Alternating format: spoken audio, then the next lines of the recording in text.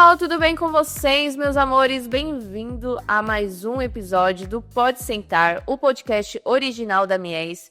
Senta gostosinho que lá vem história. É muito bom ter você aqui conosco na nossa quarta temporada do Pode Sentar, aonde você pode assistir no nosso canal do YouTube, tem a playlist lá do Pode Sentar para vocês com todas as temporadas, mas também você pode ouvir no Spotify. Tá lá lavando a sua louça, fazendo academia, indo para o trabalho. Aqui no Pode Sentar você encontra aí episódios de variados temas, desde sexualidade, bem-estar íntimo, saúde, revenda, curiosidades. É um podcast completo para o nosso nicho de sex shop, moda íntima, sexualidade, enfim, tudo que abrange prazer e saúde sexual. Eu sou Bruna Moraes, sou a host de vocês aqui do Pode Sentar. Também gestora de mídias sociais da Mies e até mesmo influência, acredita? Tô na empresa aí já tem bastante tempo. E hoje tô aqui com um convidado muito especial, na qual vamos falar de um tema que é muito importante, que é prevenção, gente. E prevenção vai além de camisinha, tá? Ele é doutor infectologista, médico infectologista, é sexólogo e também tem especialização em atendimento ao público LGBT. Então eu quero uma salva de palmas aí para o Mike. Mike, se apresenta até com mais detalhe, o pessoal já acompanhou o seu trabalho. Pois é, muito obrigado pelo convite da Mies. É muito bom estar aqui hoje, podendo falar sobre um assunto que é tão importante, né? Ser debatido, para que as pessoas possam realmente ter opções, escolhas para viverem as suas sexualidades da melhor maneira, né? Livre de estigmas e preconceitos. Esse costuma ser o meu lema. Isso é muito importante. A gente estava conversando antes e você falou que você também faz atendimentos, né? Tem o seu Instagram, já passa o pessoal já ir te acompanhando.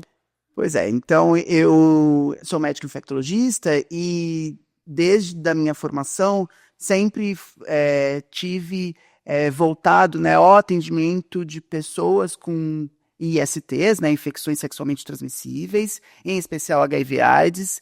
Também acabei tendo um desdobramento, né, desse cuidado para as pessoas LGBTs, em especial pessoas transexuais, né, pessoas com variabilidade de gênero. Então, essa tem sido a minha experiência, cuidado da diversidade, dessa população que tem tantas demandas específicas, né? E, portanto, é isso. Vamos, então... Conversar lá um pouco sobre prevenção. Eu gosto muito desse tema. E uma coisa que eu acho muito importante, Mike, a gente já começar a falar, é essa mudança, né, do DST, da doença sexualmente transmissível, para IST. Tem muitas pessoas que ainda falam DST e não entendem essa mudança. Por que que houve essa mudança de siglas, de palavras?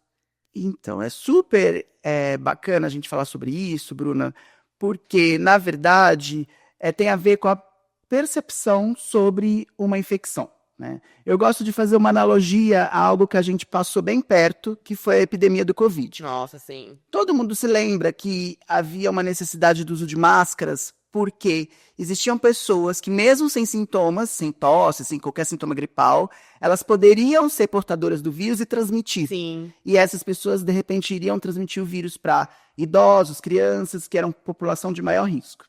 Então, a questão da IST é a mesma coisa. Se a gente fala DST, que é doença, parece que só precisa ficar atento a uma pessoa quando ela tem sintomas. Quando ela tem uma úlcera, um corrimento. E se ela não tiver sintoma, ela não precisaria se preocupar. Ah, eu não tenho nenhum sintoma, não sinto nada, então eu não estou infectado, né? Não contraí nenhum vírus, nenhuma bactéria. Quando a gente incorpora, né, a OMS incorpora esse conceito de infecção, ela abrange, né, a percepção e a vulnerabilidade, né, no sentido assim, peraí, eu não tenho nenhum sintoma, mas eu tive relações sexuais. Será que eu não posso ter contraído alguma infecção? E aí a gente pega um assunto super importante, que é a necessidade de fazer testagens periódicas. Porque as infecções, elas, no início, podem ser assintomáticas. Então, fazendo as testagens periódicas, eu posso identificar precocemente se eu tenho alguma IST e tratar. E aí é ótimo, porque se eu identifico precocemente, eu nem vou desenvolver sintomas da doença. Sim. Então, eu não vou ficar doente e, para além disso, se eu trato, eu não transmito. Então, é extremamente importante entender que hoje o conceito é IST. Todo mundo que faz sexo precisa se entender, né, Sim. na vulnerabilidade para uma potencial infecção. E aí, essas infecções, eu já sei, mas eu gosto de trazer muito essas perguntas, por mais besta que pode parecer para algumas pessoas, porque tem pessoa que ainda não tem conhecimento. O que seria ISTs, as infecções sexualmente transmissíveis? Eu sei que o nome já explica até bem, mas para quem ainda não tem tanto conhecimento. Infecções são o que a gente fala, né? São causadas por micro-organismos, né? Então, os nossos tecidos são acometidos por algum micro-organismo, seja ele bactéria, seja ele fungo, vírus ou um protozoário, por exemplo. E aí acomete lá o tecido e causa uma injúria àquele tecido. Isso é uma infecção que gera uma resposta do nosso sistema. E por que sexualmente transmissível? Que são micro-organismos trocados no momento do sexo. E então pode ser sexo de qualquer forma, né? Então, quando envolve os genitais de algum modo geral. Então, boca e vagina, boca e ânus, boca e pênis, pênis e vagina, pênis e ânus. Então, ali que tem fluidos corpóreos, né? Esses fluidos são trocados, né, no íntimo contato.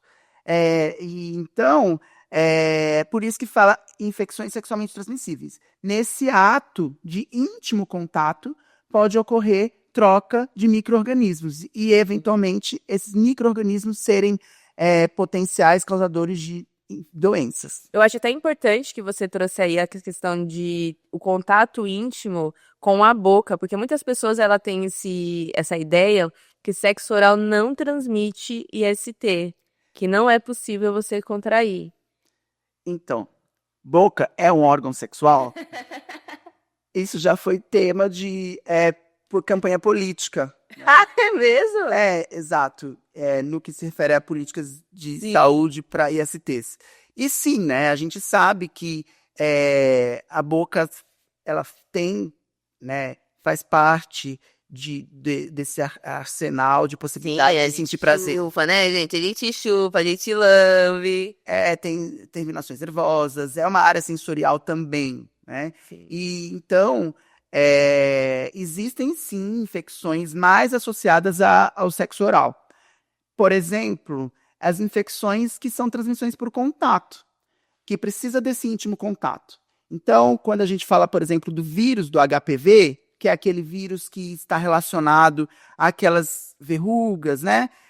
Que é o que a gente chama de condiloma, num determinado tipo, assim como também há lesões mais invasivas, como câncer de colo do útero, né? Que é totalmente relacionado ao HPV, ou câncer anal, também relacionado ao HPV.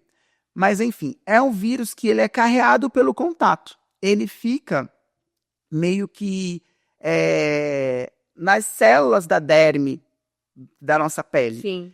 E nas camadas mais profundas da derme. E quando ele se multiplica em viremia, né, a chance de transmitir é no contato íntimo. Então, por exemplo, pode ser carreado para a orofaringe, através do sexo oral. Sim. Então, sim, tem infecções mais associadas que a gente tem que tomar mais atenção no sexo oral.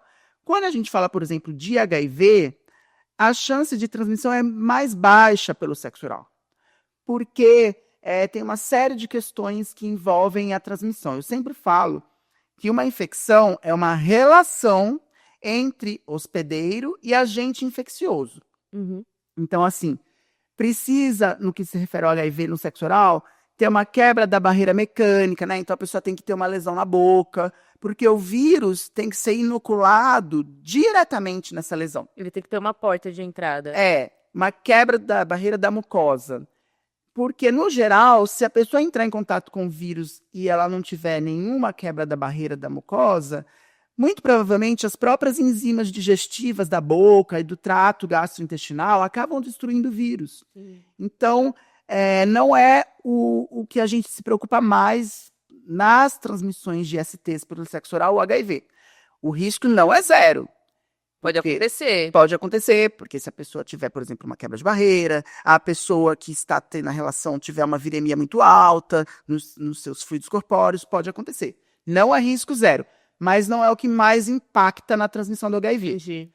Para o sexo oral, o que mais impacta é sífilis, HPV e outras infecções mais associadas ao contato, como, por exemplo, gonorreia e clamídia.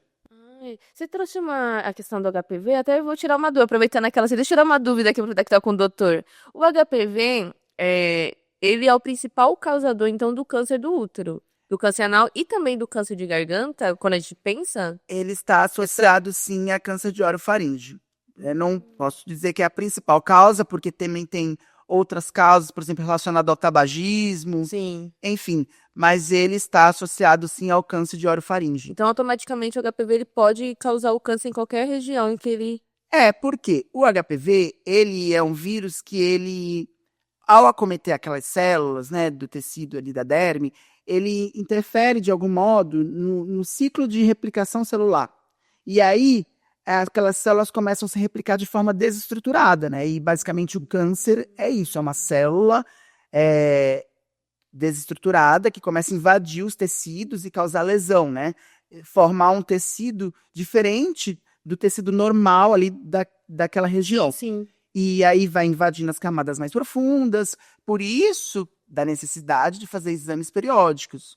Porque eu posso ter uma lesão pré-cancerígena, né? Pré-maligna, que no exame periódico, no caso do câncer de colo uterino, que seria o Papa Nicolau, né, que é a citologia oncótica, a gente consegue identificar as células ali pré-malignas e fazer tratamento antes que evolua para lesões graves. Olha, gente, que interessante. Isso vai entrar no nosso tema que a gente trouxe aqui, um tema sobre sexualidade e saúde. E você trazendo essa informação é importante porque muitas mulheres aqui não têm ciência, né, dessas informações. A gente entra até mesmo na educação sexual, que hoje em dia é tão debatida. Exatamente, né? A gente entende que sexo faz parte da natureza humana. Nós somos seres sexuais, né? Sim. E então as pessoas precisam ter acesso à informação e conhecimento para que saibam reconhecer seu corpo, reconhecer suas necessidades, entender as estratégias de segurança para a realização do ato sexual e as estratégias de prevenção. Existe um certo mito, né, que falar sobre sexo vai incentivar o sexo. Sim. Mas, na verdade, falar sobre sexo traz à consciência melhores medidas para que essa pessoa esteja mais ciente de como fazer o sexo da melhor forma, tendo mais prazer, né, tendo menos medo e se vulnerabilizando menos, né? Sim. Então, assim, quando eu entendo o meu corpo, quando eu entendo como que se dão as minhas práticas sexuais, eu fico, de algum modo, melhor preparado para enfrentar, né, os desafios da sexualidade e descobrir os prazeres possíveis, né, nessa relação. Então, a educação sexual é extremamente importante. Inclusive, educação sexual de adolescentes, né, respeitando cada faixa etária, mas sempre precisa ser orientado, crianças, adolescentes. Isso não é incentivo e apologia ao sexo precoce.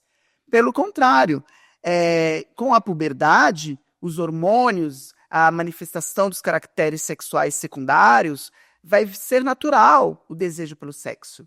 E esse adolescente, se ele não for orientado na família, na escola, nos lugares seguros, ele certamente vai acessar lugares não seguros, que vão trazer informações eventualmente erradas, e ele vai estar mais vulnerável a diversas questões. Há uma infecção sexualmente transmissível, há uma gestação indesejada. Então, educação sexual é algo muito importante. Eu estava até falando com o Mike, gente, antes da gente começar aqui o podcast, que a gente abordou um pouquinho o tema antes, que a educação sexual, que a gente como ele falou, o pessoal ainda tem muito mito, né, que falar de sexo é falar para as pessoas fazerem sexo, mas não. Eu vejo muito hoje dentro de jovens, adolescentes, que quanto mais a gente fala, lógico, como você falou, respeitando as faixas etárias, mas quanto mais a gente traz essa informação, na verdade, mais demora para a pessoa ter a primeira relação. Não que a gente tem que ter esse medo dos jovens transarem, mas ele tem ali, ele consegue decidir melhor por si. O melhor momento, o que ele quer, como ele quer, da forma que ele quer, e isso, de certa forma, é saudável. Exatamente, né? Eu também estava brincando com a Bruna, que eu costumo falar que é quando a gente tem um teste, uma prova para fazer, a gente não tem que estudar antes, para que no dia da prova a gente tenha um bom desempenho. E quando a gente fala de sexualidade, é da mesma forma, e de prevenção também. Se eu, previamente, não conheci as estratégias de prevenção que eu posso usar, não entendi os meus limites, na hora que eu for exposto àquela situação, onde eu vou estar envolvido, cheio de hormônios, de tesão, Na emoção do momento. então, de neurotransmissores, adrenalina, serotonina, isso tudo vai fazer eu diminuir a minha crítica. Se eu não tiver com tudo isso muito fundamentado de qual é a maneira que eu vou reagir diante daquela situação, eu corro o risco de falhar em alguma questão, de me vulnerabilizar, de não usar a estratégia adequada e estar exposto. Então, a gente precisa estudar antes para chegar na E tirar o 10. Exatamente. E tirar o 10 e ter só prazer, né?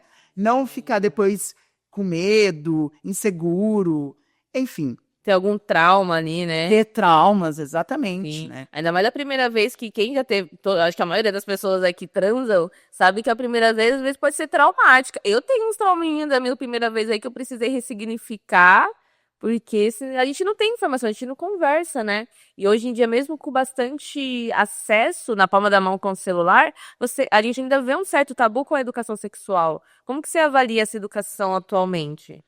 Não, é tabu, né? Sexo na sociedade é tabu. E na sociedade brasileira é mais tabu ainda, né?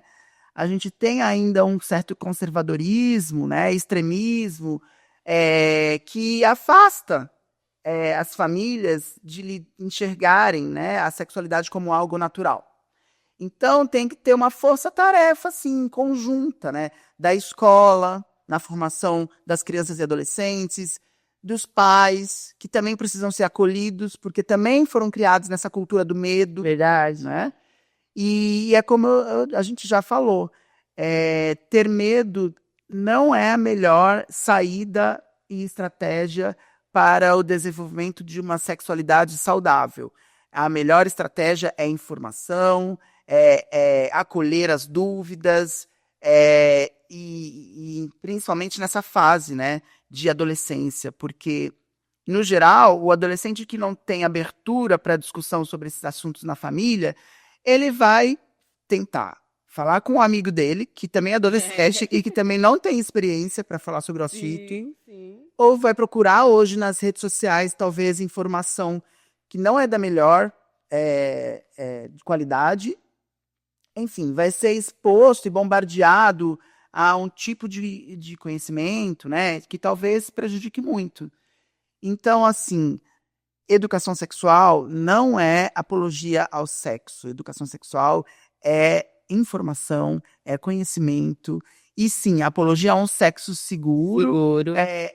Onde valoriza-se o autocuidado, valoriza-se o autoconhecimento e, com certeza, adultos mais confiantes, né, de si mesmos. Isso é muito importante. E aí a gente até entra num ponto, quando a gente fala de educação sexual, que é a questão da prevenção. Hoje o pessoal, ainda, né, tem muita questão que prevenção é só usar camisinha.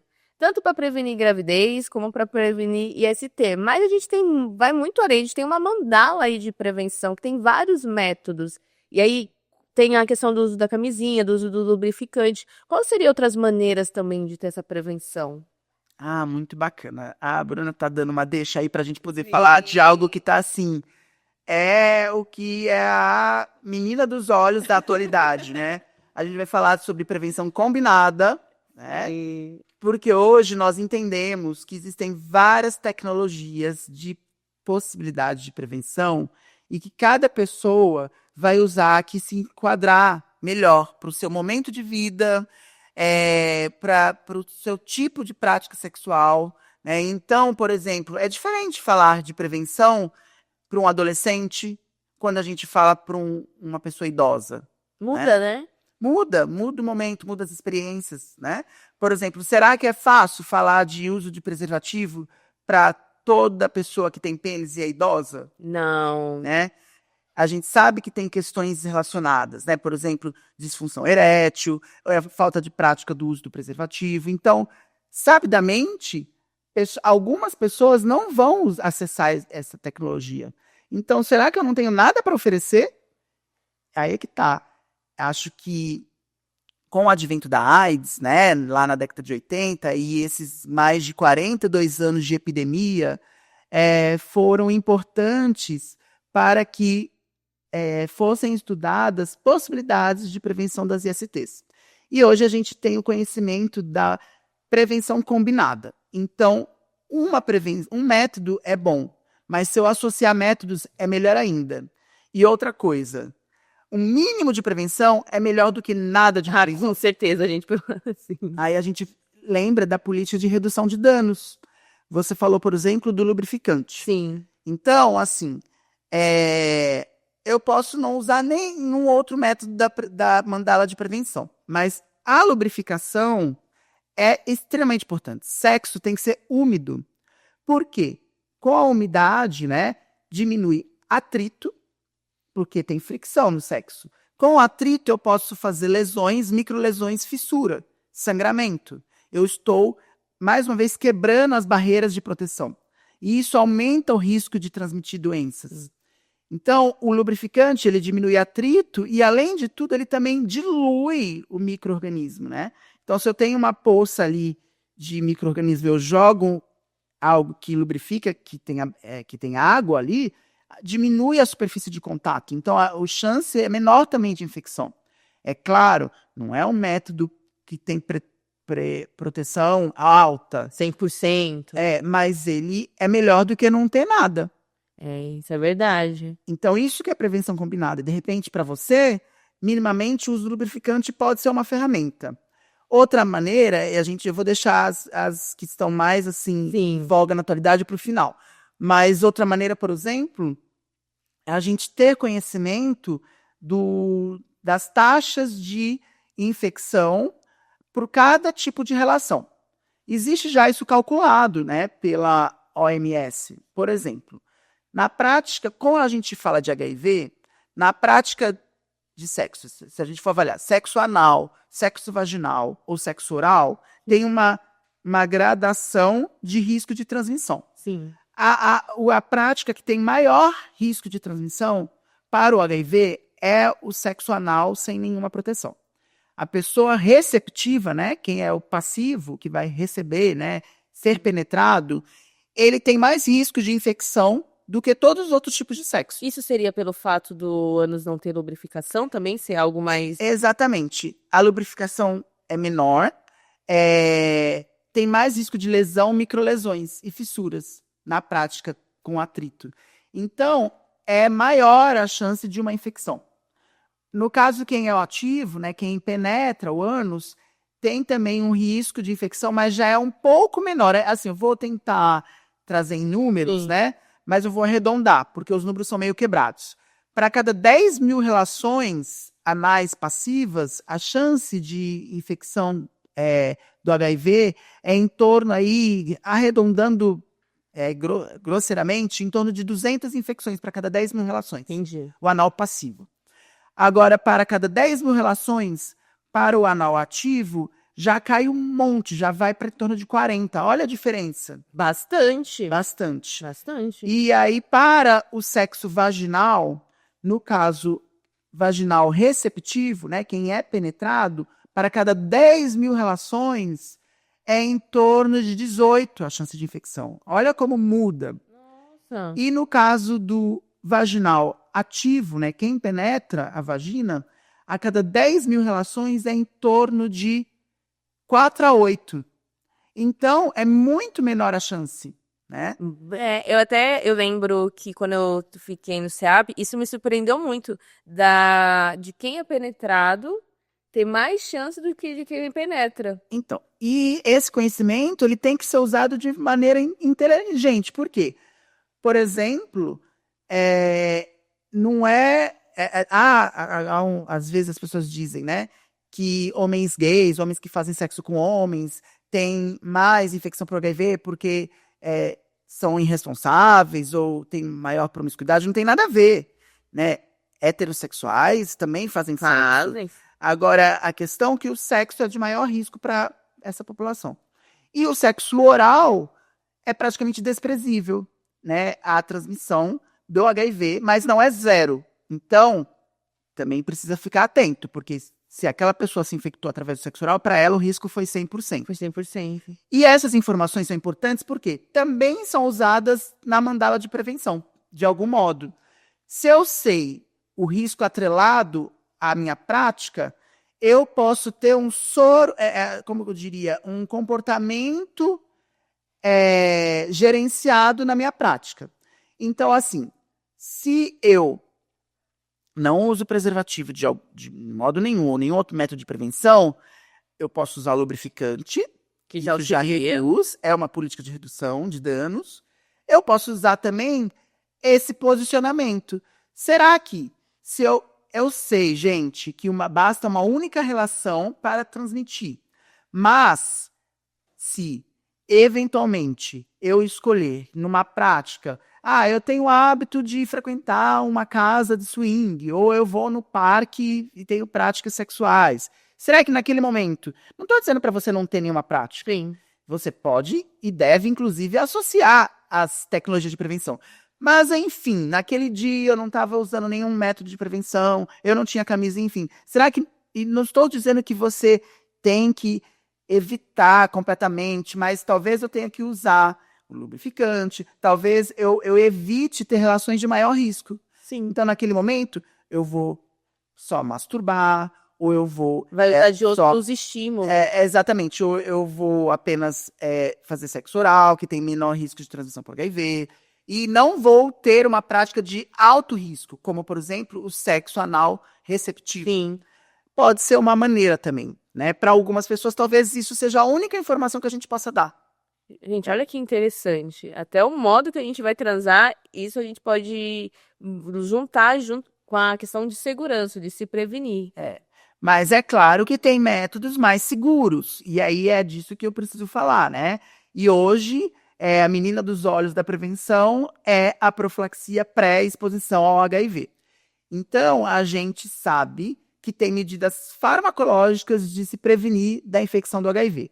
E assim, Bruna, a PrEP, que é a sigla da profilaxia pré-exposição, ela previne só contra o HIV. E como ficam as outras infecções? Isso daí é uma pergunta que o pessoal faz bastante. Mas aí é que tá, justamente, a PrEP é algo tão interessante que veio tanto para somar, né, no sentido de usar a sexualidade de maneira livre, sem preconceitos, respeitando as individualidades de cada um, que, na verdade, a gente entende que as pessoas já tinham hábitos sexuais onde o preservativo não era utilizado.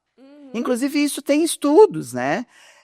Alguns estudos mostram que, por exemplo, no Brasil, embora quase 100% dos brasileiros, né, assim, 98% saibam que a preservativo ele é um bom método de prevenção, menos de 50% usa nas suas práticas sexuais do último ano. Eu tenho amigos que eles falam que eles não usam porque ele coloca o preservativo, eles broxam. Então, tem várias questões. E então, a PrEP, ela vem somar porque ela considera essas particularidades. As pessoas já transavam sem camisinha.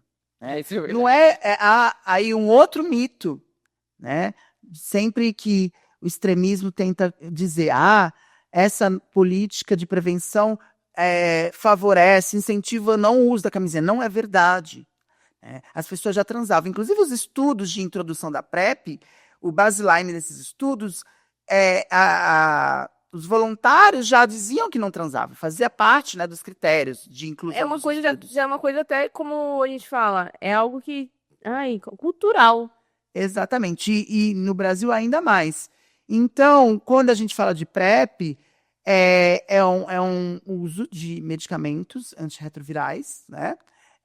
No geral, a PrEP oral, que foi como se deu os primeiros formas de uso da PrEP.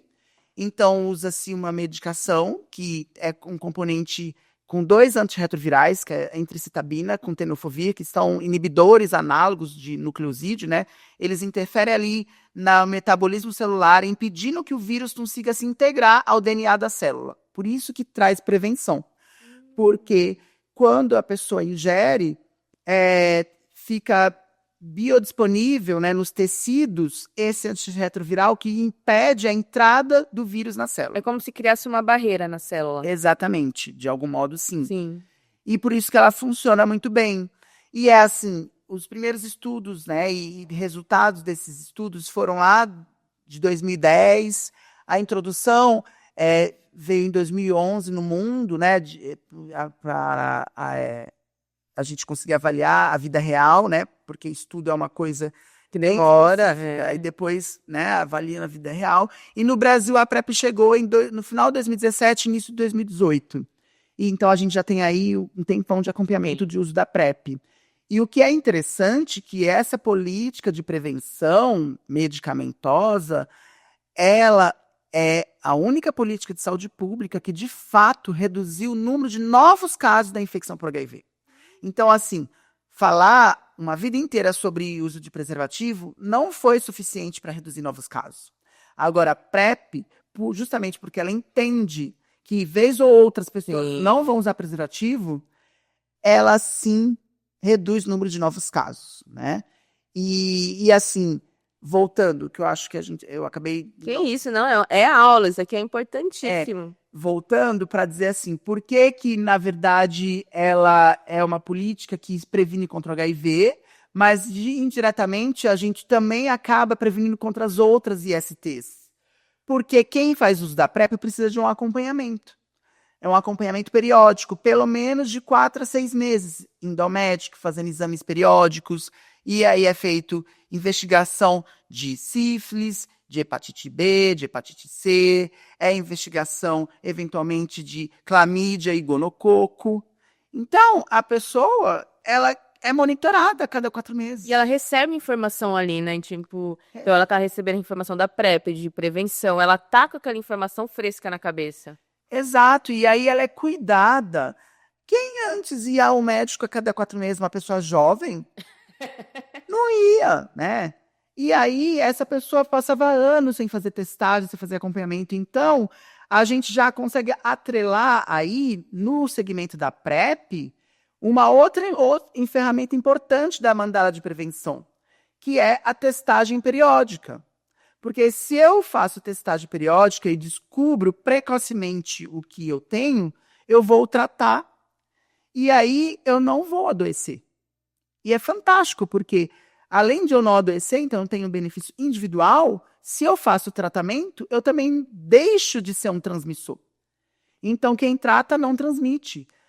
Então, olha como a PrEP agregou tecnologias e medidas boas de prevenção, né? Sim. Então, a PrEP é uma prevenção medicamentosa para prevenir a infecção do HIV, que indiretamente previne outras infecções. Até trazendo essa temática, Mike, a gente tem, você falou que ela apresentou essa diminuição no HIV, mas ao mesmo tempo também a gente teve aí um aumento na questão de sífilis nos adolescentes, né? Você que trabalha dentro de um hospital, faz esses atendimentos, você analisa como esse aumento? Então, é justamente isso, Bruna, o que eu estava tentando dizer. A gente não está atrelando a introdução da PrEP ao aumento de sífilis, tá? Pelo contrário, a PrEP facilita o diagnóstico de outras ISTs, que talvez não fossem feitos. Houvesse uma subnotificação dos outros diagnósticos que as pessoas não se testavam. A PrEP, ela tá a favor, né, Sim, sim. de melhorar a prevenção e também rastrear outras ISTs. Agora, a sífilis, sim, é um problema, justamente. É uma bactéria, né, de transmissão fácil, né? Quando tem ela é uma bactéria que causa uma doença que tem várias fases. Fase primária, fase secundária e fase terciária. E por isso a gente precisa ter hábito de testagem. Gente, um acordo aqui com todo mundo. Bora. Todo mundo que faz sexo, seja você numa relação monogâmica, exclusiva, ou numa relação poligâmica, ou solteiro, ou casado, enfim, gente, todo mundo que faz sexo precisa ter rotina de testagem para ISTs. Eu coloco isso, eu me testo pelo menos uma vez no ano. Exatamente. De acordo com sua vulnerabilidade, eventualmente você tem que testar a cada 4 meses, a cada 6 meses, mas esse é um acordo, tá bom? Você sendo casada, solteira, se tá fazendo sexo, precisa ter rotina de testagem. E outra, a testagem ela é individual. Não é para testar por tabela. Tem muitos casais assim. A minha parceria tá se testando, vai ao médico e tudo, então eu nem vou me testar, porque tá tudo bem com ela. Se eu tivesse alguma coisa, ela também teria. Sim. Isso é uma falácia, não caiam nessa. Testagem é individual. Porque, como eu falei, toda infecção é uma relação entre hospedeiro e agente infeccioso. Eventualmente, eu posso estar me relacionando sexualmente com você e não ter transmitido para você. Porque não tem carga viral suficiente, bactéria suficiente para transmissão, enfim, tem várias questões. E você não ter se infectado. Aí você está indo fazer suas testagens e eu não fiz, mas eu estou, sim, com alguma infecção. E aí, se eu não me testei achando que estava tudo bem, eu vou dar tempo de aumentar a carga viral, a doença, por exemplo, sífilis, eu posso acabar, se eu não me testar, se eu não tiver a manifestação primária da sífilis, posso já ter uma manifestação secundária, ou se eu tiver a manifestação secundária, não reconhecer aquilo como um problema, ela pode ir com o tempo para uma fase terciária e eu ter complicações graves de uma doença que se trata muito facilmente. No início da sífilis, precocemente, eu trato com 2 injeções de bezetacil, por exemplo. No mesmo dia, 2 injeções trata. Imagina eu ter uma complicação da sífilis, uma doença grave, neurológica ou cardiológica, porque eu não me testei. E como você falou, o estágio terciário é o mais grave da sífilis, né? Exato, pode ter repercussões graves, inclusive a morte. Então, não podemos deixar de fazer testagem. Então, fazendo aí o checklist da prevenção combinada. A gente falou de gel lubrificante, a gente falou de preservativo como base da prevenção. Sim. Não estou desestimulando o uso do preservativo, gente. Eu só estou reconhecendo que talvez ele não vai ser usado em todas as relações. Mas o preservativo sempre vai ser a base da prevenção. Porque, inclusive, ele tem um papel único de barreira. É um método de barreira, de proteção muito importante, né? Sim. E foi aliado da prevenção do HIV por muitos anos, antes das tecnologias de PrEP, por exemplo. E pensando nessa perspectiva de prevenção de barreira, ele, por exemplo, quando a gente pensa em HPV, que é um vírus transmitido pelo contato, uma coisa é eu ter uma infecção por HPV numa área externa. Por exemplo, como é por contato, e no sexo a gente tem contato com o corpo inteiro. Então, vai que a pessoa tem uma lesão no seu escroto, por exemplo, né? No saco escrotal. Aí tem contato ali com a outra pessoa, aí o íntimo contato com a coxa, enfim, com a virilha, faz ter uma lesão na virilha ou na coxa. Só que aquilo é uma lesão que a pessoa vai ver. Não vai dar muita atenção. Não, eventualmente ela vai ver e vai procurar atendimento. E vai resolver e vai tratar. Então, assim, mas por que o HPV, por que a camisinha é importante? Porque como recobre o pênis, né, ou o canal vaginal, no caso do preservativo interno, eu estou protegendo áreas mais nobres, né? Por exemplo, eu tenho um HPV no coxa, é uma coisa, eu vou ver, vou buscar atendimento, vou fazer cauterização, enfim, os tratamentos possíveis. Agora, outra coisa, eu tenho um HPV no colo do útero, onde eu não vou ver. Então, o lugar modifica também. Onde o HPV fica, vai modificar ali o... Então, por isso que a camisinha, ela protege grandemente, porque ela evita que o vírus seja carreado para essas áreas mais profundas.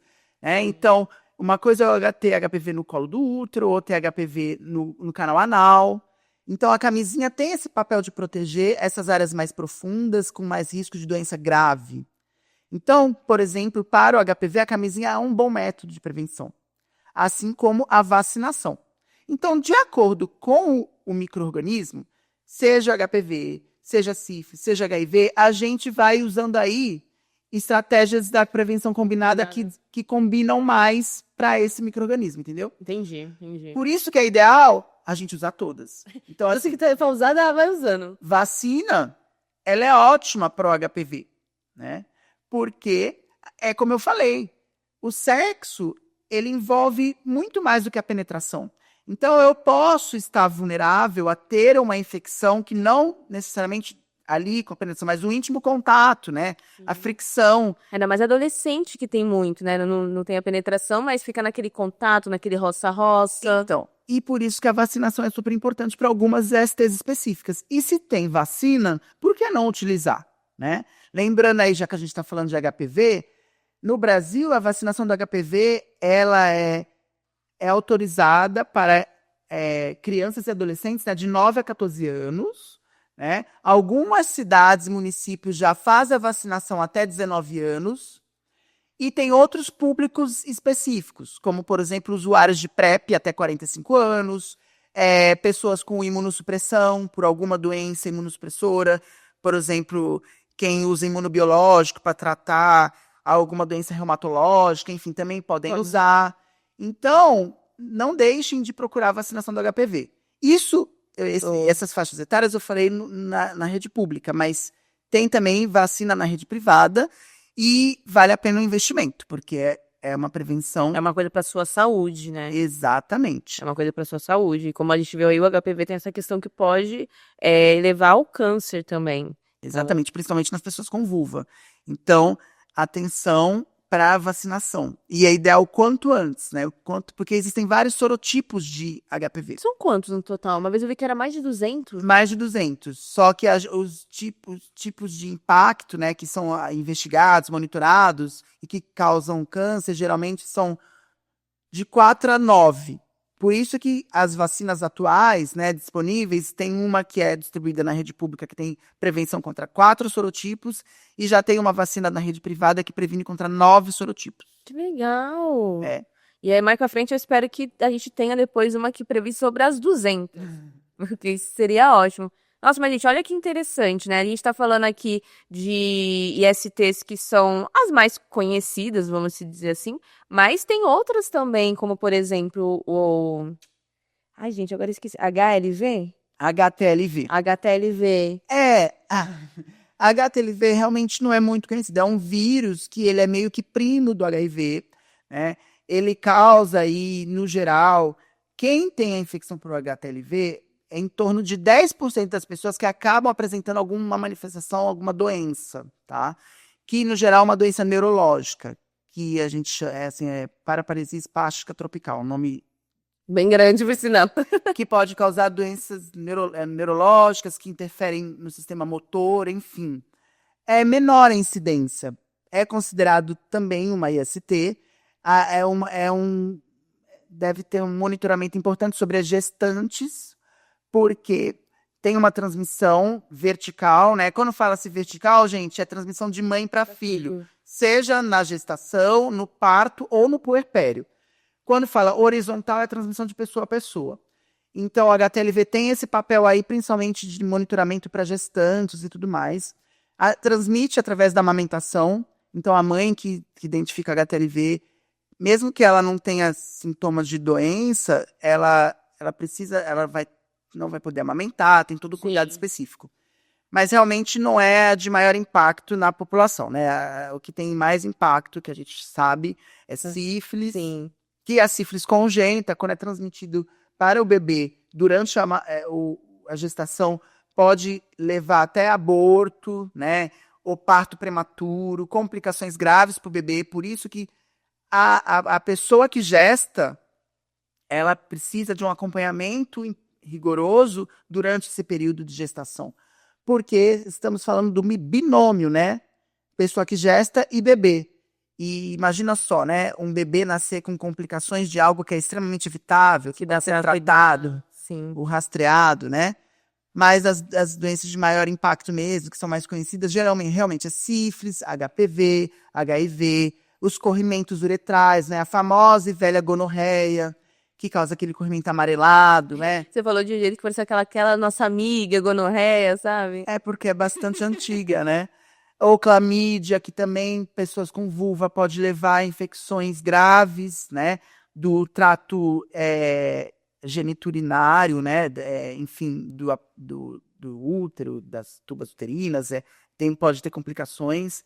E então tudo isso tem que estar no radar, né? De pessoas que fazem sexo. E a maneira de estar no radar é tendo rotina de testagem, de avaliação médica, né? Então, pessoas com vulva fazer exame ginecológico, pessoas que têm práticas de sexo anal fazer também rastreio de HPV anal, através de citologia oncótico. Mesmo o Papa Nicolau que faz o útero, dá para fazer também no ânus, exatamente. Legal.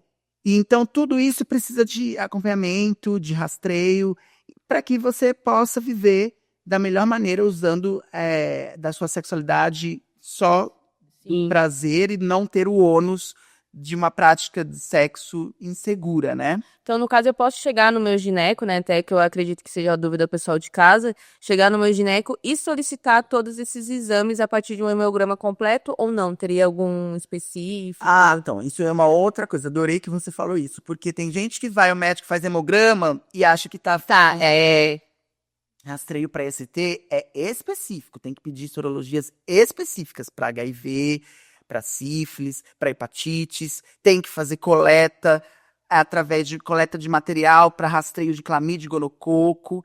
Então, gente, se você está indo ao médico e avaliando só o seu colesterol, triglicérides e glicemia, ótimo. É ótimo você avaliar se tem risco cardiovascular, se tem risco aumentado de infartar, ou de ter também ali, né? Uma outra doença. Mas, para IST, as sorologias são específicas. Você tem que solicitar, no caso, eu quero fazer esse exame para isso.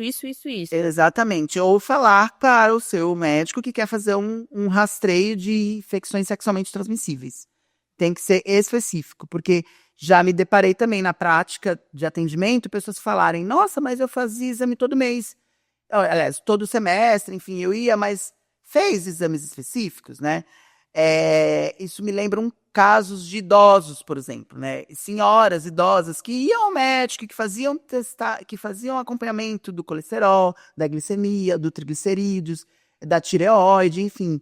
E nunca tinha sido pedido um exame de HIV, por exemplo, para uma idosa. E ela fazer o diagnóstico já numa fase muito avançada, sem ter tido oportunidade de tratar precocemente, né? São muitos assuntos. É um mundo aqui, gente. Eu já trabalhei na área, já fui da área da saúde, principalmente na questão de prevenção de ISTs. E assim, se a gente parar para conversar mesmo, a gente abre várias camadas que são importantes. E a gente sabe que vocês não têm muito acesso. Não porque não existe esse acesso, mas porque as pessoas não têm essa preocupação, né? Eu acho que quando a gente fala de acesso em saúde no Brasil, a gente tem muitos determinantes, sim, variáveis. Porque uma coisa é eu falar de prevenção na capital, em São Paulo. Outra coisa é eu falar numa comunidade ribeirinha do Amazonas. Ou numa zona longínqua lá do Mato Grosso. A gente tem que envolver, por isso que a prevenção combinada ela é importante, porque ela considera essas especificidades regionais por faixa etária. Outra coisa é eu falar para um adolescente que mora na periferia. Outra coisa é eu falar para um homem branco, cis, que mora no centro de São Paulo, que tem acesso à PrEP, por exemplo, no metrô. Então, tem interseccionalidades que precisam ser lembradas quando a gente fala de prevenção, né? E aí, justamente, é o que faz a diferença, a gente entender essas especificidades. Então, assim, de um modo geral, ainda nos atendo à prevenção combinada, é uma mandala que tem diversas possibilidades. Então, a gente vai fazer um checklist novamente. Bora. Então, gel lubrificante associado ao uso do preservativo. Por que precisa de gel? Para evitar rompimento do preservativo. Então, é super importante. As medidas farmacológicas que tem a PrEP, que é uma medicação que a gente toma antes da exposição. Hoje tem público, ainda tem a diferenciação entre público? Então, a distribuição da PrEP, ela é na rede pública. O acompanhamento você pode fazer tanto na rede privada quanto na rede pública, tá bom? E, eventualmente, pode comprar quem quiser, mas precisa do acompanhamento também. Mas, assim, no geral, se tem distribuição no SUS, né, nem todo mundo quer gastar, sim. né, gastar com a PrEP, gasta com outras coisas. Então, faz o acompanhamento na rede privada e pega os formulários para pegar a medicação no SUS. Então, a PrEP, ela é importante, tem 2 modalidades de uso da PrEP, eu acho que vale a pena a gente falar. Com certeza, pode falar. No geral, como começou a PrEP, a gente só tinha PrEP de oral, de uso contínuo. Então, precisa usar todo dia para ter prevenção. Só que foi, com os estudos, o advento, né, e o desenvolvimento de estudos, entendido que poderia ser uma ferramenta de uso sob demanda também. Então, assim, eventualmente, se eu for ter uma relação específica, planejada, eu vou usar a PrEP só para aquela relação. Só que a PrEP sob demanda, ela não é para todo mundo. Por quê? A disponibilidade, a biodisponibilidade do antirretroviral nas mucosas retal e vaginal, elas são diferentes. Porque tem uma certa interferência do estrogênio, do estrógeno, na disponibilidade. E precisa ser melhor estudado isso, ainda está em estudo. Mas o que se sabe hoje, que para fazer níveis séricos vaginais, e o que é nível sérico? Para que aquela medicação esteja ali disponível na mucosa da vagina, precisa de mais tempo de uso do medicamento. Interessante, isso eu não sabia, não. E para níveis séricos no ânus, por exemplo, ela precisa de menos tempo. Então, e aí por isso que é a diferença. Pessoas, né, homens cis, né, pessoas com testículo, e pênis, né, pessoas designadas do sexo masculino ao nascer, que não fazem uso de hormônio feminino, né, que não fazem uso de estradiol, essas pessoas podem fazer uso contínuo ou uso sob demanda. Certo. E aí eu vou explicar o que é uso sob demanda. Por exemplo, eu não quero tomar o comprimido todo dia, porque eu sou uma pessoa pouco transante. Assim, isso era uma queixa, inclusive. Antes, quando a gente não tinha a possibilidade de usar sob demanda, tinha gente que queria usar a PrEP, mas ela vinha em consulta e falava assim, nossa, doutor, eu fiquei 3 meses sem transar. Fiquei me sentindo tomando um comprimido sem necessidade. Sem necessidade. Aí, essa pessoa, ela é o perfil do uso sob demanda. Então, ela vai usar para aquela relação específica. E como que é o uso? Por exemplo, vou fazer aqui uma situação hipotética. Eu vou numa festa às 10 da noite da sexta-feira. E eu sei que ali, eventualmente, eu vou encontrar alguém, eu vou ter uma relação, enfim. Então, eu vou começar usando. Se eu sou uma pessoa que foi designada do sexo masculino ao nascer e não uso hormônio, estradiol, então, eu posso começar como a minha estratégia? De 24 horas a 2 horas antes da relação, eu tomo 2 comprimidos da PrEP. Então, por exemplo, 10 da noite da sexta, então, de 10 da noite da quinta até 8 da noite na sexta, eu tenho que tomar 2 comprimidos. Aí eu tenho aquela relação ali, eu vou estar protegido, desde que eu feche o esquema de ataque. Então, eu tive aquela relação. Aí, no sábado, eu tenho que tomar, que são 24 horas depois da primeira tomada, mais um comprimido, e 48 horas da primeira tomada, no domingo, mais um comprimido. Então, eu protegi, fechei o esquema daquela relação pontual. Ah, entendi. Funciona para as pessoas que foram designadas do sexo masculino ao nascer que não usam hormônios estradiol. Pode tomar. Pode usar sob demanda. Mas aí você pode falar assim, tá bom, mas eu fui para um carnaval e aí eu decidi usar a PrEP sob demanda e aí eu sabia que eu ia transar. Sexta, sábado, domingo. Então, quem está nessa modalidade sobre demanda, se no outro dia for ter relação ainda, aí eu tenho que ficar usando a PrEP até 48 horas da última relação. Então, se eu transei Tá. sábado, domingo, então eu não vou poder parar no domingo de usar a PrEP, porque se fosse só da relação de sexta, ia ser 2 tomadas na sexta, uma tomada no sábado e uma tomada no domingo. Mas se eu fiz sexo até domingo, então eu vou ter que usar até 48 horas da relação de domingo. Até Então, terça. até terça.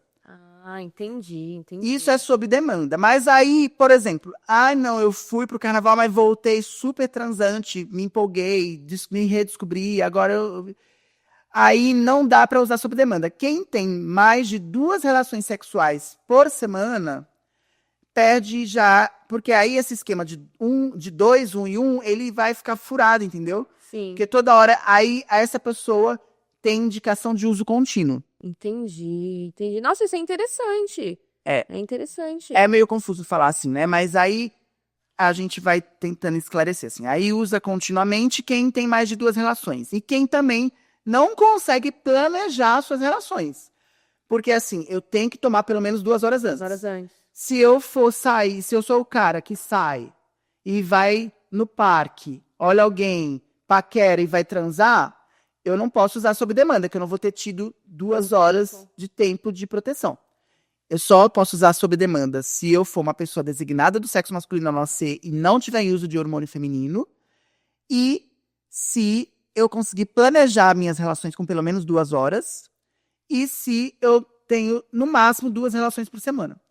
Agora, se eu tenho 4, 3 relações por semana mais, aí eu já tenho que usar a PrEP diária. Contínuo. E, Ai, pode terminar. E as pessoas designadas do sexo feminino ao nascer, né? Então, pessoas com vulva. É isso que eu ia perguntar. E ovário e útero, enfim, essas pessoas não podem usar sob demanda, porque não dá tempo de fazer níveis de proteção na mucosa vaginal, só com 2 horas. Para fazer nível de proteção na mucosa vaginal, de quem é pessoa com vulva, precisa de pelo menos 7 dias do uso. Começa do mesmo jeito. No primeiro dia, 2 comprimidos, depois 1. E só consegue ter níveis de proteção a partir do 7º dia usando. Então, uma pessoa com vulva, ela pode sim usar PrEP, mas ela não vai poder usar hoje para amanhã já estar prevenida. Ela vai ter que esperar, essa pessoa, ele ou ela, né? Essa pessoa com vulva, ela vai ter que esperar 7 dias para fazer níveis de proteção. Entendi. E por isso que para essa pessoa só pode ser uso contínuo. Aí outra coisa que acho que é importante falar sobre a PrEP. Tá, e se eu decidir parar de usar? Entrei para uma relação exclusiva, fizemos as nossas testagens, fizemos um pacto de que só vamos ter relação nós dois, não vejo mais necessidade de usar PrEP. Então, para pessoas designadas do sexo masculino ao nascer que não usam hormônio, eu só posso parar 48 horas da última relação. Certo. Então, eu estava usando continuamente. Aí, eu tive uma relação hoje, mas eu quero parar de usar. Eu posso parar de usar amanhã? Não, porque eu vou ficar vulnerável para essa relação que eu tive hoje. Eu só posso parar de usar sempre 48 horas da minha última relação. Pessoas com vulvas também assim? Não, pessoas com vulva não.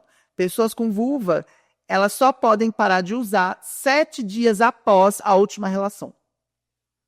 Então, assim, eu decidi parar de usar a PrEP, mas eu tive uma relação hoje, não posso parar de usar amanhã.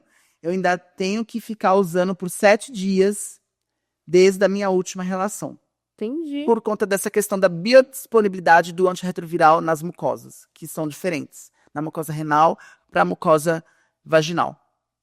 Nós mulheres sempre assim, né? Assim. Mas ainda bem que existe. Ainda bem que existe. E aí, eu acho que o que vale a pena falar, que tem questões específicas das pessoas com vulvas, existem hoje estudos que estão tentando melhorar as tecnologias de distribuição da PrEP. Outros meios de distribuição, que não só oral. Porque, pelo incrível que pareça, para algumas pessoas pode ser difícil tomar comprimido. Isso é verdade. Né? Então, imagina só, você ter a possibilidade de fazer uso de uma PrEP injetável. Né? Injetável a cada 2 meses. Ou injetável a cada 6 meses. Isso é muito interessante. A gente tem estudos tem medicação já aprovada, inclusive pela Anvisa no Brasil, né? A medicação injetável a cada 2 meses. Não sei se eu posso falar aqui qual é o nome da medicação, né? A gente tem uma droga que chama o cabotegravir, né? Que é um inibidor de integrase. E ele tiveram estudos, 2 estudos que avaliaram, né? Que tem umas siglas desses estudos, né? HPTN 083, 084, que avaliaram aí a PrEP para homens que fazem sexo com homens, mulheres trans, e o outro estudo que avaliou a PrEP em pessoas com vulva. Enfim, esses estudos mostraram ótima efetividade, né, eficácia da PrEP injetável. A droga ainda não está em distribuição no SUS, mas já está passando, né, por avaliação do Ministério da Saúde para a possibilidade aí de incorporação desse medicamento no SUS. Vai se dar mais a possibilidade para a pessoa, né? Você imagina você poder tomar uma injeção a cada 2 meses e ter a prevenção do HIV? Isso é fantástico. Futuro, né? gente, futuro. E é um futuro bem breve, eu imagino. Tem questões de custo, né? Quebra de patente, custos, mas a gente está em negociações avançadas para PrEP injetável a cada 2 meses. E tem a outra droga, que é o lenacapavir, né? Que é um outro meio de prevenção, ele previne de uma outra maneira, inibindo aí o capsídeo viral, enfim. E aí, o lenacapavir é uma injeção subcutânea a cada 6 meses. Aí a pessoa, então, ela tem um período ainda mais extenso para... Exatamente, você toma uma injeção agora e só vai se lembrar daqui 6 meses para tomar outra. Olha como tem pessoas que têm muita dificuldade de adesão ao tratamento. Por exemplo, quando a gente fala de dependentes químicos, de pessoas que estão vulneráveis, por exemplo, na Cracolândia, por exemplo, Sim. que estão ali sob Sim. o vício, dependência química, que não tem crítica, elas não conseguem tomar um comprimido todo dia. Sim. Imagina você poder dar uma injeção e ofertar a prevenção para essa pessoa. Questão de saúde pública, isso daí. Né? Então, tem outras tecnologias que estão já desenvolvidas, né? Injetável, de longa duração. E lembrando que tem, por exemplo, a possibilidade de anel vaginal. Um anel vaginal que coloca no canal vaginal e ali fica distribuindo na mucosa vaginal o antirretroviral, né? E previne a infecção. Isso já existe também fora do país, né? É muito interessante. Uma troca desse anel a cada 28 dias. É melhor ainda, porque você nem lembra. Você menstruou que você vai lembrar, dependendo. E tem outros estudos sendo realizados, Bruna, assim. Possibilidade de PrEP em gel lubrificante. Que isso daí, pra mim, quando ele falou, eu falei, gente, que maravilha. É muito interessante. Então, assim, a PrEP é uma ferramenta que, de fato, conseguiu reduzir o número de casos novos da epidemia do HIV no Brasil e no mundo. E outra coisa, existia no início da PrEP uma preocupação grande. Será que tem efeitos colaterais? Porque assim, eu vou tomar um remédio, eu não tenho nenhuma doença, por que eu vou tomar um remédio diário? Aí, isso é outra coisa que a ciência nos trouxe. Com o estudo de vida real, de pessoas em uso de PrEP já ao longo desses anos, notou-se que as preocupações que nós tínhamos no começo, né, que em especial era relacionada ao uso de um dos componentes da PrEP, né, que é o tenofovir, da PrEP oral, que é uma droga que poderia estar relacionada à perda de densidade mineral óssea, ou a interferência aí com possibilidade de diminuição, né, de função renal. A gente percebeu que é baixíssima a possibilidade disso acontecer. Menos de 2% dos usuários de PrEP apresentam esse tipo de alteração. E por isso que precisa do monitoramento. Por quê? No monitoramento, se eventualmente eu apresentar alguma dessas lesões, aí eu vou suspender o uso da PrEP. Sim. Mas isso vai acontecer com 2% das pessoas que usam, de 2% a 3%. E tudo bem, se acontecer comigo, eu vou suspender. E o melhor, as lesões não são para a vida toda, elas são reversíveis. Então não tem problema, eu vou usar. Se eu tiver, infelizmente, desses 2% que podem ter problema, no acompanhamento eu vou monitorar. E aí, se de fato eu apresentar, eu vou parar de usar. Aí eu vou ter que pensar num outro método de prevenção. Mas você tem noção que baixíssimo. Baixíssimo, baixíssimo. Então é super seguro, gente. A PrEP é segura, não é para ter medo de usar. Não vai me aumentar o risco de ter uma doença porque eu estou usando. E são estudos robustos de acompanhamento aí de longo prazo. O que pode acontecer, efeitos colaterais mais leves, são os efeitos iniciais do uso. Nas primeiras 1, 2, até 3 semanas. Adaptação do corpo, né? Adaptação. Como todo antirretroviral, tem gente que sente um pouco de náuseas, fezes um pouco amolecidas, um gosto metálico na boca, um empachamento, mas isso geralmente é uma adaptação. Depois que a pessoa passa por esse período de 2, 3 semanas, ela vai estar tomando como se fosse tomar uma bala. É mais prático. A gente tá falando muito da PrEP, até pra gente já caminhar aí pro final do nosso episódio, mas também tem a PEP, né? Que é uma profilaxia pós-exposição. Exato. A PEP, assim como a PrEP, são antirretrovirais. Só que a PEP, né, a profilaxia pós, ela é usada justamente após uma exposição. E por que funciona também?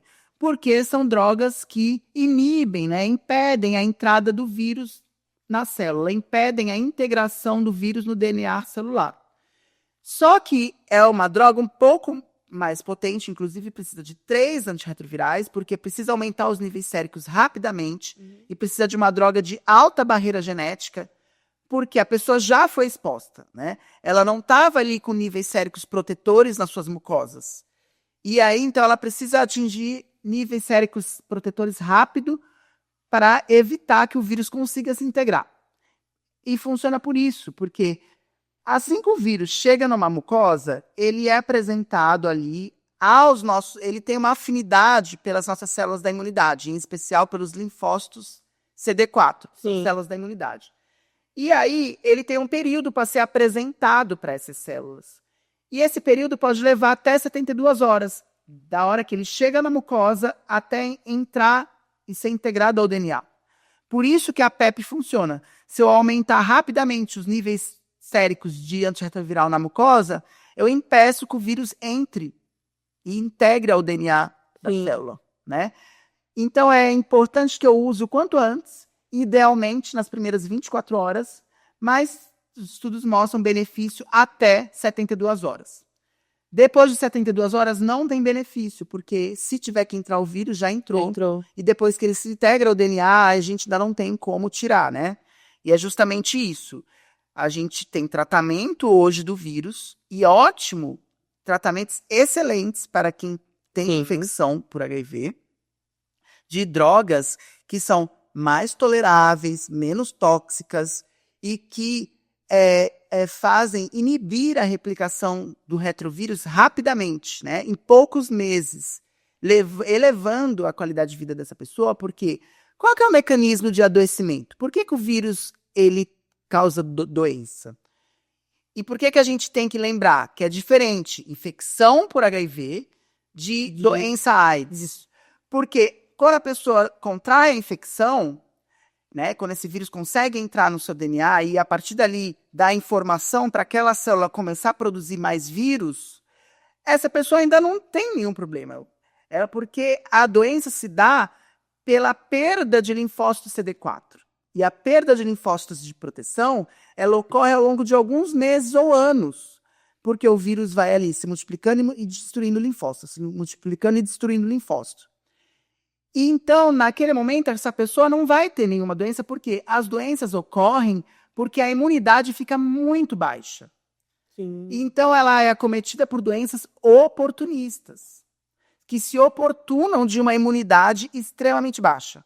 Por isso que é falado, né, síndrome da imunodeficiência adquirida humana, é a AIDS, é a sigla, adquirida pelo um vírus que atingiu as células de defesa e a pessoa ficou sem células de defesa, sem soldados de proteção, e aí ela fica vulnerável a qualquer infecção, que normalmente não causaria doença em quem não tem problema na imunidade. Só que para essa pessoa que não tem soldados de proteção, ela fica ali com o seu quartel aberto para invasores. Entendeu?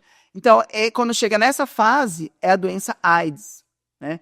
Porque ela tem ali uma série de doenças que definem que ela tem imunidade altamente baixa. E, às vezes, quando é nessa fase que já é tardia, ninguém chega na fase AIDS no início. Por isso que o diagnóstico precoce é importante. Porque se eu descubro o quanto antes, eu começo a tratar e eu impeço a replicação do vírus e eu impeço de que eu fique doente, porque as minhas células de defesa vão estar sempre intactas, vão estar altas, me protegendo. Então, eu vou ter uma vida normal. Não vou ter uma vida de internação, uma vida doente, porque se eu estiver tratando, o vírus está adormecido, reprimido, dentro de poucas células. Sim. E não me causa doença. E esse conhecimento, ele é extremamente importante, porque hoje nós já sabemos que quem trata, além de não adoecer e poder viver uma vida absolutamente normal, poder casar, ter filhos, viajar, passear, fazer o que quiser, também não transmite o vírus. Quem está há mais de 6 meses em tratamento, com carga viral suprimida, indetectável, e o que é isso? Quando eu doso no sangue, a gente não consegue ter ferramentas para identificar partículas virais no sangue. De tão baixa que é a carga viral circulante, né? E não tem vírus infectante nos fluidos corpóreos. Então, no sêmen não tem vírus, na secreção vaginal não tem vírus, na secreção anal não tem vírus infectante, em quantidade suficiente para infectar. Então, hoje nós já sabemos que quem está em tratamento regular por mais de 6 meses com carga viral indetectável tem 0 risco de transmissão do vírus para uma outra pessoa pela via sexual. Consegue ter filho, consegue trabalhar, consegue amamentar, consegue... Não, amamentar não, desculpa. Amamentar ainda não, né? A gente sabe que há um risco de transmissão pelo leite, então a pessoa que gesta, enfim, a puérpera, que vive com HIV, não se pode amamentar no Brasil. Existem aí alguns estudos, até nos Estados Unidos existe aí uma certa liberação, mas lá é diferente o segmento, que é alguma coisa que não dá para ser usada em larga escala, né? Onde se amamenta, por exemplo, já que você falou sobre isso, né? Tem, na verdade, no continente africano, como tem um problema grave de segurança alimentar, de falta de acesso a alimento, né? Em desnutrição, as puérperas, né? As pessoas que estão no puerpério, que vivem com HIV, eventualmente amamentam, porque a criança, se não for amamentada, ela pode morrer de desnutrição. Então, naquela situação, é preferível que, eventualmente, ela corra o risco da infecção do HIV e depois trate, tenha a vida dela, né? Do que ela poder morrer de desnutrição. Sim. Mas os países que têm oferta, né, de fórmula infantil e tudo, é proibido, por enquanto, no Brasil, a amamentação por gestantes. Sim, gente, falha minha. Mas aí, o que eu estava querendo dizer é, assim, que a melhor maneira de não infectar... Então, assim, as pessoas, às vezes... Isso trouxe um certo autonomia e desestigmatiza também o sexo para as pessoas vivendo com HIV. Porque essa é uma das grandes preocupações das pessoas que fazem o diagnóstico. Ela fica preocupada e fala assim, meu Deus, e agora? Eu fiz o diagnóstico, como que vai ser a minha vida sexual? Como que eu vou me relacionar com outra pessoa? Porque a gente não está nesse universo dessa cultura do medo, de que o sexo tem tabu, é sujo, e que as pessoas se sentem culpadas. Isso é uma cultura, né? Pautada aí no patriarcado, no machismo, no extremismo, né? Na religião e tudo mais. Mas quando a gente olha para a sexualidade livre e olha também para essa questão de que quem trata não transmite, é 0 risco de transmissão, a gente dá mais autonomia para a pessoa vivendo com HIV ter suas práticas sexuais. E, inclusive, decidir por si se ela vai compartilhar ou não o seu diagnóstico, né? É crime a revelação do diagnóstico de uma pessoa que vive com HIV para outra pessoa sem o consentimento dessa pessoa. E ela pode revelar ou não se ela quiser. E também obrigar, né? A empresa que queira obrigar também é crime, gente. Exato. Por exemplo, essa pessoa vivendo com HIV, ela mesmo para parceria sexual dela, se ela está em tratamento indetectável e faz o segmento dela regular, ela não precisa revelar para ninguém o seu status sorológico. Não há necessidade. Porque é 0 risco de transmissão. Não vai causar nada na vida do outro. né? Então, iguala as oportunidades de prevenção. Então, assim, o direito de uma pessoa vivendo com HIV e de uma pessoa que não vive com HIV usar ou não preservativo é igual se ela está em tratamento. Eu vou usar ou não preservativo ou algum outro método de prevenção se eu quiser me proteger ou não de outras infecções. Mas não porque eu tenho algum medo de transmitir nada. Porque é zero o risco de transmissão. Indetectável é zero o risco de transmissão. A melhor maneira de eu não me infectar com HIV é eu fazer sexo com alguém que vive com vírus e está em tratamento por mais de 6 meses, indetectável. Sim. Então, vem aí a questão da bengala de prevenção.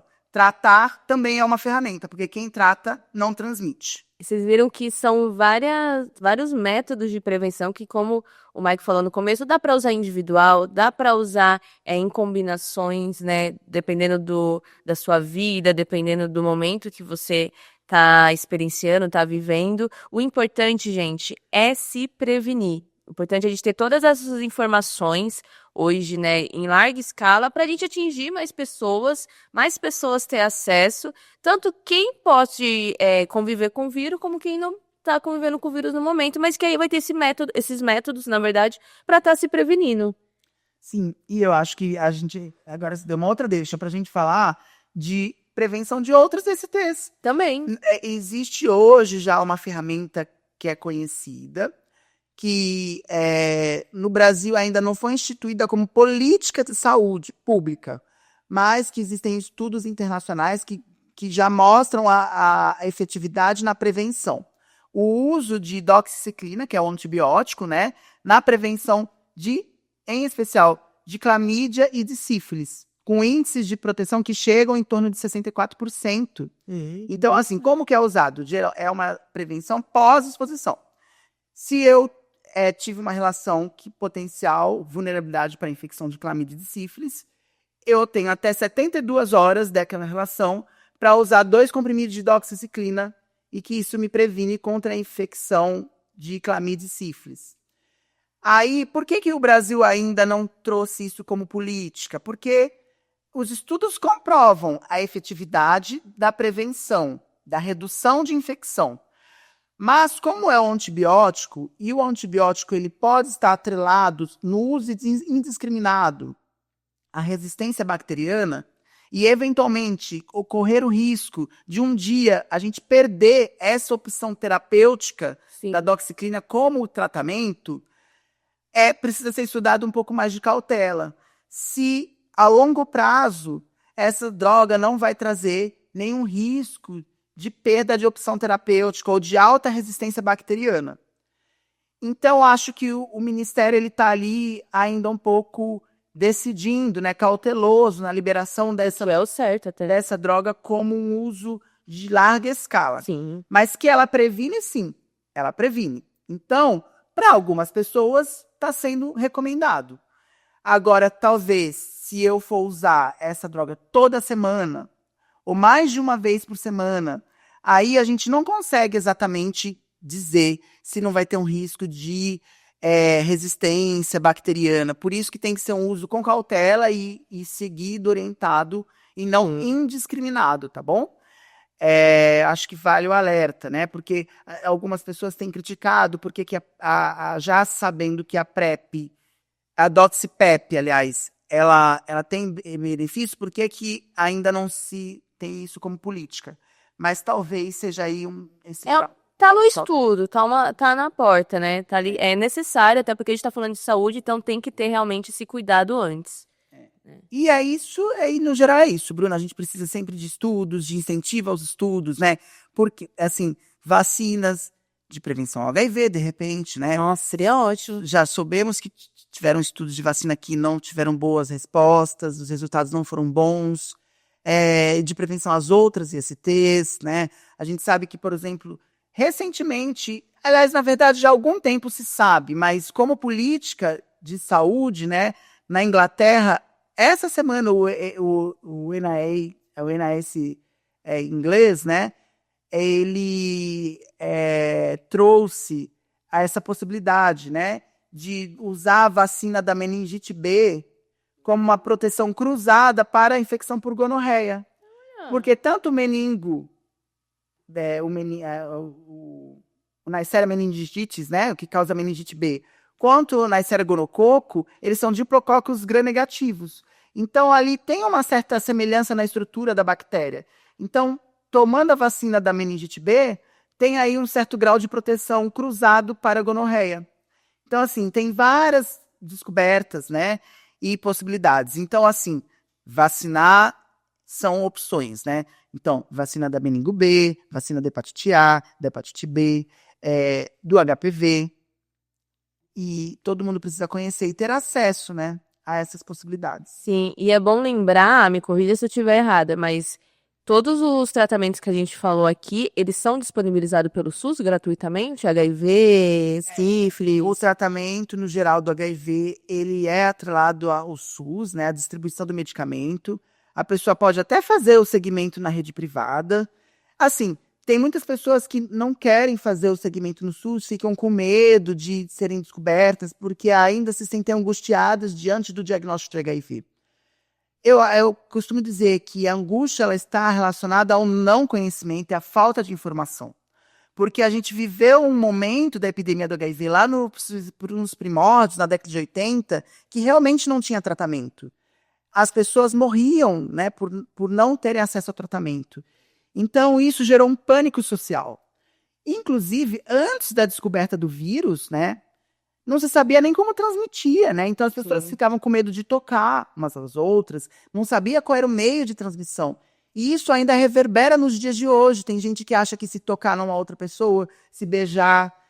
Então, esse desconhecimento faz as pessoas terem pânico. A infecção por HIV é evitável e, no caso da pessoa já ter contraído o vírus, a doença e a morte por complicação do HIV é completamente evitável. Não é para ninguém morrer de HIV. Se tem alguém morrendo de AIDS hoje, é porque essa pessoa, de algum modo, teve uma barreira de acesso. E essa barreira pode ser simplesmente porque ela desconhecia, né, por falta de informação. Então, muitas vezes a pessoa, ao fazer o diagnóstico, fica angustiada, com medo, sofrendo.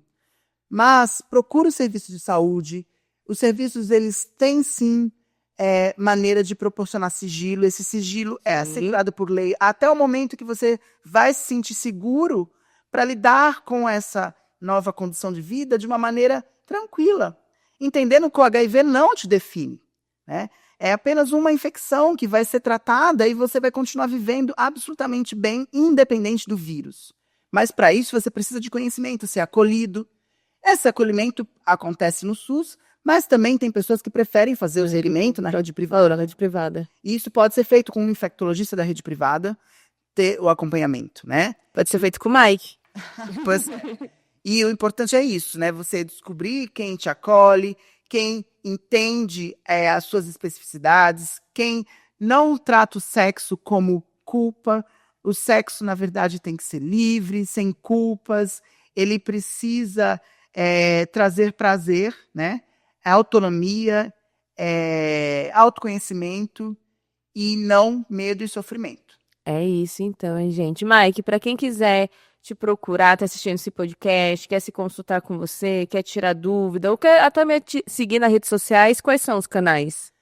Então, no Instagram eu tenho feito um trabalho ali de informação, divulgação, lá também tem o contato do consultório, né? Então é dr.mike.prata. É o meu @, né? Para quem... Sim, eu vou deixar na descrição aqui. Eu faço atendimento online, atendimento presencial aqui em São Paulo, aqui perto da Paulista, também atendimento presencial em São Bernardo. Estou aí tentando ampliar as possibilidades de atendimento presencial para ficar mais perto de você. E se você não está em São Paulo, existe a opção de fazer o segmento online, né? É possível hoje, tem portaria e regulamentação do CFM para fazer esses atendimentos com segurança. Lembrando também que todas as questões, né? Infectologia é global. Sim. A gente lida de infecções sexualmente transmissíveis, mas tem outras infecções, né? Agora, nesse período de inverno, né, as infecções respiratórias, outros vírus também, as infecções gastrointestinais, as infecções urinárias, tudo isso aí faz do rol do acompanhamento do infectologista. E como especialista, né, no cuidado da população LGBT, também o acompanhamento de pessoas que querem fazer, de algum modo, segmento para modificações corporais, uso de hormônios para afirmação de gênero, tudo isso está aí no hall dos meus cuidados. É isso daí, gente. Então acompanhe o Mike nas redes sociais dele. Precisou? Chama lá que ele vai te ajudar, tá? E aí a gente tá chegando no final aqui do nosso podcast. Quero agradecer ao Mike. Muito obrigado por aceitar nosso convite. Foi uma conversa enriquecedora. Eu nem preciso falar muito porque eu tô aprendendo também com vocês, gente. Atualizações aqui eu tô... isso mudou. Da época que era quando eu trabalhava é diferente. E como eu falei, é muito importante. Então, gostou do episódio? Compartilha com seus amigos. Compartilha com sua família. Você que é revendedor, trabalha na área de sexualidade, é importante você ter essas informações. Compartilhe com os seus clientes. Faz um corte do podcast. Vai ter cortes aí para vocês nas nossas redes sociais. Então, compartilha. É muito importante. A saúde, como eu falei, é uma questão de saúde pública. Então, interfere nas nossas vidas no geral. Tá certo? Nossa, Bruna, você tocou num assunto muito importante.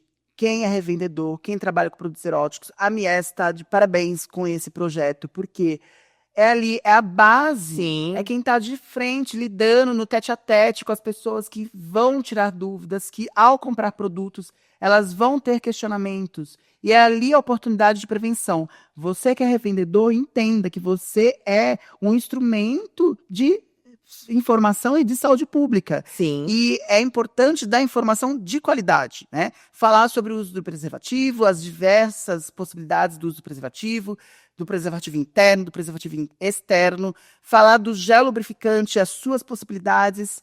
Então, é uma ferramenta importante que você tem nas suas mãos para levar uma informação de qualidade para o seu cliente. Entendeu? Então já se inscreva no nosso canal aqui no YouTube, ative as notificações. Todas as quintas-feiras sobe mais um episódio novo do podcast, tá?